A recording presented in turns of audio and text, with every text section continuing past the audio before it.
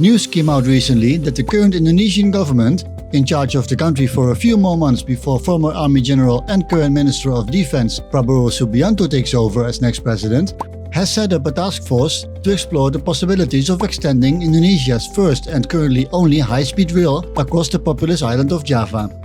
Plans are to extend the high-speed line all the way to Surabaya.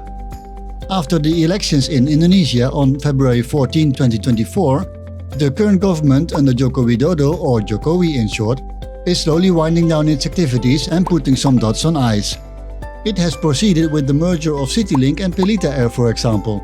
Both government-owned airlines will merge into one airline under the wings of Garuda Indonesia, the flag carrier of Indonesia. But let's get back to those sweet high-speed trains. Not too much is known about the task force, outside that it has been set up now, so the new government can simply continue it to ensure plans for any future high-speed rail can be rolled out step by step without further delay. This has already been confirmed by the current Coordinating Minister for Maritime and Investment Affairs, Jody Mahardi. First of all, the extension of the currently 142-kilometer line between Jakarta's Halim area and the Tegalua station southeast of Bandung will be discussed with the current foreign shareholder in the company, Beijing Yawan HSR. This company is the umbrella for the Chinese activities in the high-speed rail company officially named Kereta Cepat Indonesia China.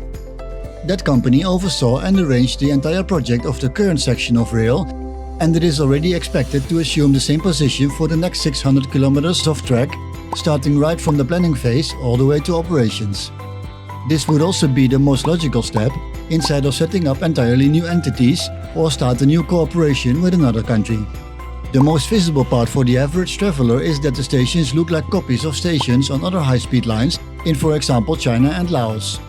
But the trains currently in use are also directly imported from China, as CRRC Qingdao Xifang, one of China's rolling stock manufacturers, is also a shareholder in the Chinese joint venture that owns 40% of Kereta Api Cepat Indonesia China.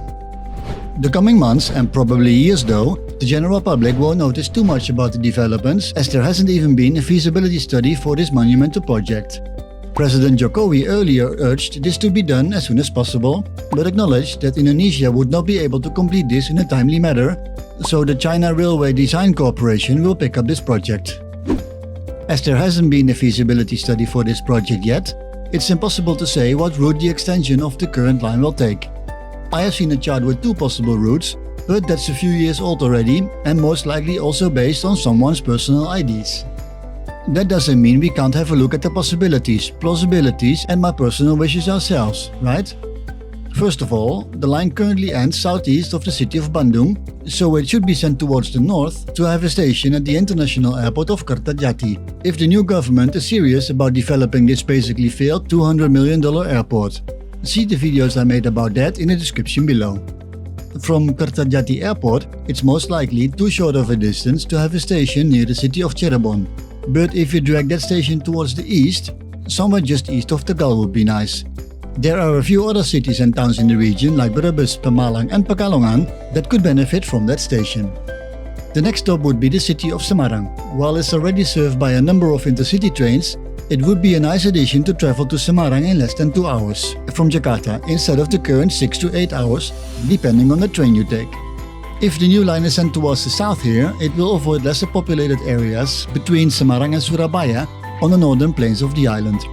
But it will be able to serve the city of Solo or Surakarta, which is a major population center. If commuter railway Yogyakarta is built out further, only one station is needed here.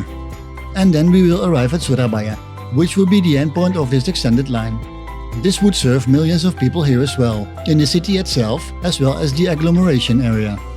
Work is ongoing to improve the regional commuter lines here as well, so that would work out just fine.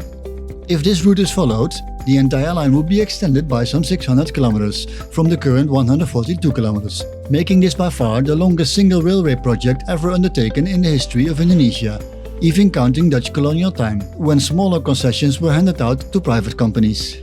Before we can do this though, Karawang station on the current high-speed line needs to be opened. The station itself has been completed together with the other ones on the line, but local and regional governments forgot to make arrangements for any road access apparently. What do you think about this exciting project? Will it happen? Do you agree with it? Will it take another route than I had figured out? Let me know in the comments and let's discuss this together for the bright future of Indonesia.